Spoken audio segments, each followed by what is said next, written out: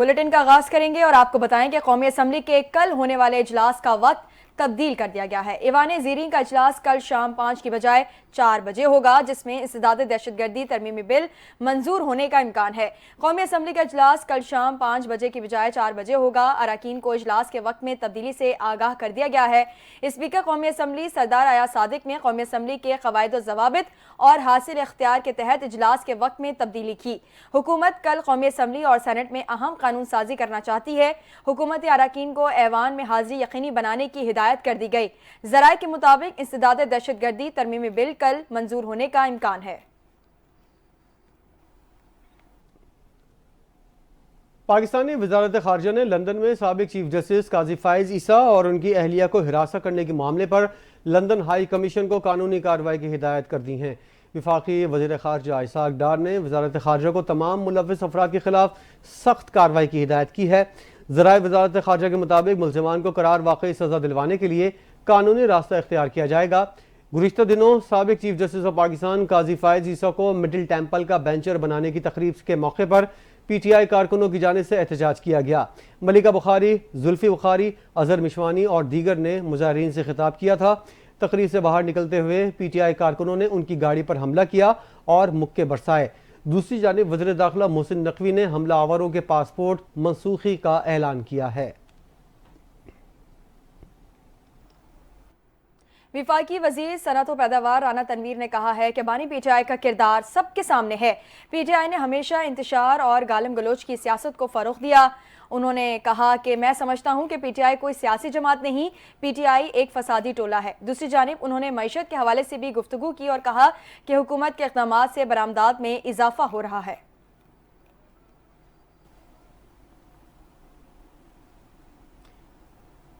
खैबर पख्तूनख्वा के मुशीर इत्तलात बैरिस्टर सैफ ने कहा है कि हुकूमत तो आपकी ही है, बताएं डील किससे हो रही है। बानी PTI रिहाई के बाद पाकिस्तान में ही रहेंगे। बुशरा बीबी भी पाकिस्तान में हैं। तारीख गवाह है, नवाज शरीफ और जरदारी समेत हर रहनुमा डील के बाद बाहर गया। अपने एक बयान में सूबाई मुशीर इत्तलात ने कहा कि PTI रहनुमा बाइज्जत बरी होकर अपने ही अवाम के दरमियान रहेंगे। डील वो करते हैं जो मुल्क और अवाम को छोड़कर अपने आलीशान महल में बसेरा करते हैं। आवाम का पैसा लूटकर शरीफ और जरदारी खानदान ने इसी मकसद के लिए बाहर महलात बनाए थे।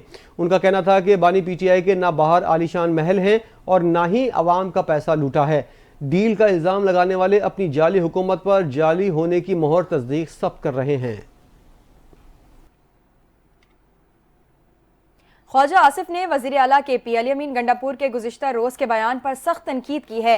वज़ीर दिफा ख्वाजा आसिफ ने सोशल मीडिया प्लेटफॉर्म X पर अपनी पोस्ट में वज़ीर आला अली अमीन गंडापुर को आड़े हाथों लेते हुए कहा है कि अली अमीन गंडापुर फिर वर्करों को छोड़कर गायब हो जाएगा और KP हाउस से होता हुआ कोहसार के रास्ते पहाड़ पर चढ़ के 12 ज़िले क्रॉस करके पेशावर असम्बली में नमदार होगा। ये रंगबाजी का एंड है। बानी PTI के वकील इंतजार पंजोता की बाजियाबी के बाद अटक पुलिस ने उन्हें इस्लामाबाद पुलिस के हवाले कर दिया है।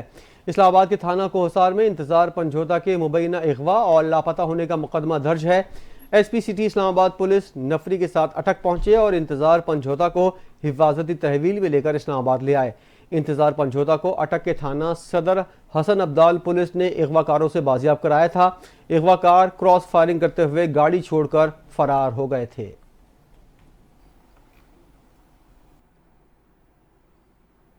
आपको बताएं कि पंजाब पुलिस की जानिब से बानी PTI के वकील इंतजार पंजोता को पुलिस मुकाबले के बाद बाजियाब कराए जाने के बाद उनका बयान सामने आ गया है। हसन अब्दाल में पुलिस मुकाबले के बाद मुबैना अगवाकार पाकिस्तान तहरीक इंसाफ के बानी के मुगवी वकील इंतजार पंजोता को छोड़कर फरार हो गए। इंतजार पंजोता ने अपने अगवा से मुतालिक बताया कि मुझे 8 अक्टूबर को इस्लामाबाद से अगवा किया गया था, जिसके बाद बदतरीन तशद्दुद का निशाना बनाया। उन्होंने मजीद कहा कि अगवाकार पश्तो में बात करते थे, मुझे समझ नहीं आती थी क्या बात कर रहे हैं। उन्होंने अपने बयान में कहा कि 3-4 घंटे से सफ़र करा रहे थे, कहां से यहां तक लाए इल्म नहीं, मुझे आज शाम तक बांध के रखा हुआ था।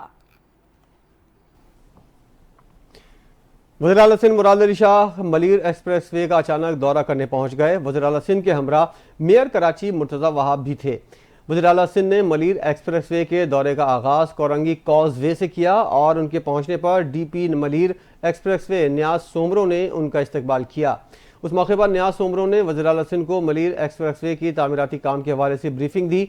ब्रीफिंग में मुराद अली शाह को बताया गया मनसूबे का आगाज 12 मई 2022 को किया गया, जबकि 11 नवंबर 2024 तक इसे मुकम्मल होना था। काम में रुकावटों की वजह से उसे 30 जुलाई 2025 तक मुकम्मल किया जाएगा। इस मौके पर मुराद अली शाह का कहना था, मैं नवंबर दिसंबर के दरमियान हर सूरत मलीर एक्सप्रेसवे के कायदाबाद सेगमेंट का इफ्तिताह करूंगा। मुझे मंसूबा जल्द से जल्द मुकम्मल चाहिए ताकि लोगों को नकलो हमल में आसानी हो। मुराद अली शाह ने कायदाबाद सिंध के इंटरचेंज के काम का जायजा लिया। वज़ीर आला सिंध ने इंटरचेंज पर जारी काम को मजीद तेज करने की भी हिदायत की है। पीआईए की निजकारी के हवाले से बताएं कि साबिक वजीर आजम नवाज शरीफ ने पंजाब हुकूमत की जानिब से पाकिस्तान इंटरनेशनल एयरलाइंस की खरीदारी पर संजीदगी का इशारा दे दिया। साबिक वजीर आजम नवाज शरीफ ने लंदन पहुंचने पर मीडिया से गुफ्तगू करते हुए कहा, वजीर आला पंजाब मरियम नवाज पंजाब में अच्छा काम कर रही हैं, उनसे पीआईए की बात की थी, इस हवाले से मजीद काम करने का इरादा है। इस मंसूबे पर अमल हो जाए तो मुल्क को एक अच्छी एयरलाइन मुयस्सर आएगी। नवाज शरीफ ने कहा कि मरियम को दिन रात एक फिक्र है कि गरीब आसानी से जिंदगी गुजार सकें। मरकज और पंजाब दोनों जगह नून लीग अच्छा काम कर रही है, मौशी अशारिये बेहतर हो रहे हैं और मुल्क पटरी ट्रैक पर वापस आ रहा है। नवाज शरीफ ने पंजाब हुकूमत को पीआईए की खरीदारी की तजवीज़ दी है। इससे खबर खैबर पख्तूनख्वा हुकूमत भी पीआईए खरीदने की पेशकश कर चुकी है। वफाकी वजीर निजकारी अलीम खान ने कहा है, किसी सूबाई हुकूमत के पीआईए खरीदने पर हमें कोई एतराज़ नहीं है। लाहौर में प्रेस कॉन्फ्रेंस करते हुए अलीम खान ने कहा कि मेरे हलफ उठाने से पहले ही पीआईए की निजकारी का फ्रेमवर्क बन चुका था। 830 अरब खसारा था, मैं आकर फ्रेमवर्क में तब्दीली नहीं कर सकता। मेरी पीआईए को ठीक करने की नहीं बल्कि फरोख्त करने की जिम्मेदारी है। पीआईए के साथ जिसने जो किया वो अपने गिरबान में झांके। किस किस ने बेड़ा गर्क किया, कौन सी ऐसी पार्टी है जिसने पीआईए को डुबोया ना हो। अपने अपने दौर में हिस्सा डाला, किसी ने कम और किसी ने ज्यादा। उन्होंने मजीद कहा कि केपी, पंजाब या सिंध हुकूमत जो भी पीआईए लेना चाहती है, हमें कोई एतराज़ नहीं। अगर आज पंजाब, केपी के, सिंध और बलूचिस्तान हुकूमतें अपना अपना शेयर खरीद लें तो पीआईए मुनाफा बख्श हो सकती है। खबर देंगे, वज़ीर आला पंजाब मरियम नवाज शरीफ की गले के इन्फेक्शन के इलाज के लिए लंदन रवानगी मुतवक्के है। वज़ीर आला पंजाब के 5 नवंबर को लंदन जाने का इम्कान है। मरियम नवाज लंदन में अपने ज़ाती मौलिद से इलाज कराएंगी। वो काफ़ी अरसे से गले में इन्फेक्शन का शिकार हैं। ज़राए का कहना है कि डॉक्टर्स की हिदायत पर मरियम नवाज के गले के ऑपरेशन का भी इम्कान है। वज़ीर आला पंजाब मरियम नवाज का दौरा लंदन 1 हफ्ते पर मुहित होगा। मरियम नवाज का वज़ारत आला का मनसब संभालने के बाद ये पहला गैर मुल्की दौरा होगा। नवाज शरीफ और मरियम नवाज का लंदन से इकट्ठे वतन वापस आने का इम्कान है। और अब खबर यह है कि खैबर पख्तूनख्वा में फितना अल खवारिज के हमले में 2 माह के दौरान 92 अफराद शहीद हो गए। शोहदा में पुलिस, सिक्योरिटी फोर्सेस एहलकार और शहरी शामिल हैं। पुलिस की जानिब से फितना अल खवारिज की दहशतगर्दी के हवाले से रवां साल 1 सितंबर से 30 अक्टूबर तक की 2 माह की रिपोर्ट जारी कर दी गई। रिपोर्ट के मुताबिक कलअदम तंजीमों के हमलों में पुलिस, आम शहरी और सिक्योरिटी फोर्सेस को निशाना बनाया गया। इन हमलों में पुलिस के 31 जवान और अफसरान शहीद, 48 जख्मी हुए। एफसी के 30 जवान शहीद, 27 जख्मी, जबकि सिक्योरिटी फोर्सेस के 16 अफसरान और जवान शहीद, 54 जख्मी हुए। फितना अल खवारिज के हमलों में 12 शहरी शहीद और 50 से ज़ायद जख्मी हुए। सबसे ज्यादा 13 जवान बन्नू में शहीद हुए। शुमाली वज़ीरिस्तान में 12, लकी मरवत और कर्क में 9, खैबर में 8 और टांक में 5 अहलकार शहीद हुए। बाजोड़ में 3, स्वात और कुरम में 1 अहलकार शहीद हुआ। हुकूमत ने दोहरी शहरियत के हामिल अफराद को मरकजी बैंक का गवर्नर, डिप्टी गवर्नर लगाने और डिजिटल करेंसी को कानूनी हैसियत देने के लिए state bank of Pakistan act में तरामीम की तजावीज़ पेश कर दी हैं। ज़राए के मुताबिक वजारत खजाना ने state bank of Pakistan act में दर्जन के करीब तरामीम की तजवीज़ दी है। वजारत कानून उनका जायजा ले चुकी है। इस हवाले से एक समरी विफाकी काबीना को इरसाल कर दी गई है। मंजूरी की सूरत में यह हुकूमती पॉलिसी में एक बड़ी तब्दीली होगी। ज़राए ने बताया कि ये मुजवज़ा तरामीम में दोहरी शहरियत के हामिल अफराद को स्टेट बैंक के गवर्नर, डिप्टी गवर्नर्स और बोर्ड के नॉन एग्जीक्यूटिव डायरेक्टर्स लगाने की इजाजत देना शामिल है। ज़राए ने बताया कि मुजवज़ा तरमीमी बिल में पहली मरतबा डिजिटल करेंसी का तस्वुर भी मुतारिफ कराया जा रहा है। क़बल अज़ीम स्टेट बैंक डिजिटल करेंसी का मुतालबा मुस्तरद और इसके इस्तेमाल के खिलाफ इंतबाह भी जारी करता रहा है।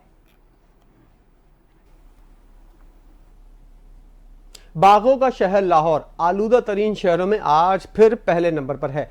सूबाई दारकूमत में स्मॉग की औसत शरह खतरनाक हद पार कर चुकी है, जिससे लाहौर का एयर क्वालिटी इंडेक्स 732 तक पहुंच गया है। लाहौर के इलाके DHA फेज 8 में फिजाई आलूदगी का मयार 1917 हो गया है, जबकि गुलबर्ग में AQI 1515, मराताब अली रोड पर 1264 और अस्करी 10 में 1257 रिकॉर्ड किया गया। महकमा मौसमियात के मुताबिक आइंदा चंद रोज में बारिश का कोई इम्कान नहीं। हवा न चलने की वजह से स्मॉग की शिद्दत बरकरार रहने का खदशा है। इसके अलावा मुल्तान और पेशावर में भी स्मॉग में खतरनाक हद तक इजाफा हुआ है, जिसकी वजह से शहरियों को सांस के मसाइल, आंखों में जलन की शिकायत आम है। तिब्बी माहिरीन ने शहरियों को मास्क पहनकर घरों से निकलने की हिदायत की है। हुकूमत पंजाब ने लाहौर में स्मोक की अबतर सूरत हाल के बायस एक हफ्ते के लिए प्राइमरी स्कूल बंद करने का ऐलान कर दिया है। लाहौर में प्रेस कॉन्फ्रेंस करते हुए सीनियर वजीर पंजाब मरियम औरंगजेब ने कहा कि भारत में फसलों की बाक़ियात जलाने और धुएं से फ़ज़ाई आलूदगी में इजाफा हो रहा है। इस मामले पर भारत से बात के बगैर कोई चारा नहीं है। मरियम स्मोक औरंगजेब ने कहा कि तदारुक के लिए हुकूमत पंजाब ने इक़दाम किए। 8 माह में पहली बार पंजाब हुकूमत ने तमाम महकमों को बिठाकर लाहे अमल दिया। स्मोक से बचाव के हुकूमती प्लान पर सख्ती से अमल दरामद कराया जा रहा है। 550 से जायद भट्टों को मस्मार किया गया है। प्लास्टिक बैग्स पर पाबंदी लगाई गई है।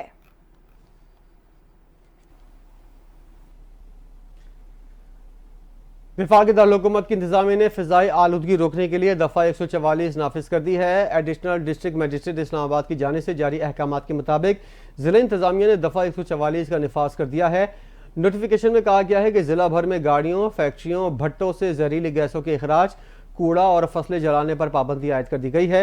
इंतजामिया ने कहा है एडिशनल डिस्ट्रिक्ट मजिस्ट्रेट के अहकाम का इतलाक फिलफौर होगा और आइंदा 2 माह तक इसका निफाज जारी रहेगा। नोटिफिकेशन में खबरदार किया गया है कि ज़िला इंतजामिया के अहकाम की खिलाफ वर्जी की सूरत में सख्त कार्रवाई की जाएगी।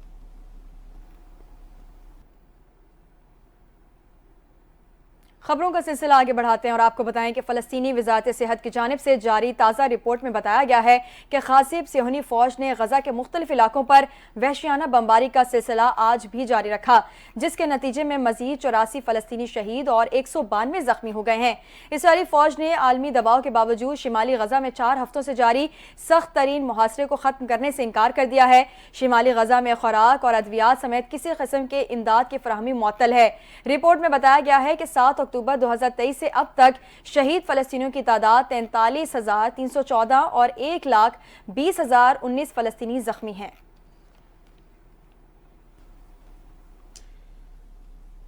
अक़वाम मुत्तहिदा में पाकिस्तान के मुस्तकिल मंदूब मुनीर अकरम ने कहा है कि पाकिस्तान आलमी अमन के लिए अपना भरपूर किरदार जारी रखेगा। अक़वाम मुत्तहिदा पुलिस डे के हवाले से तकरीर से खिताब करते हुए उनका कहना था अक़वाम मुत्तहिदा के अमन मिशन में पुलिस का किरदार अहम है। पाकिस्तान पुलिस आलमी अमन मिशन का अहम जुज़ है। उन्होंने कहा अक़वाम मुत्तहिदा के अमन मिशन दुनिया के मुख्तलिफ हिस्सों में मुश्किल हालात में खिदमात सर अंजाम दे रहे हैं।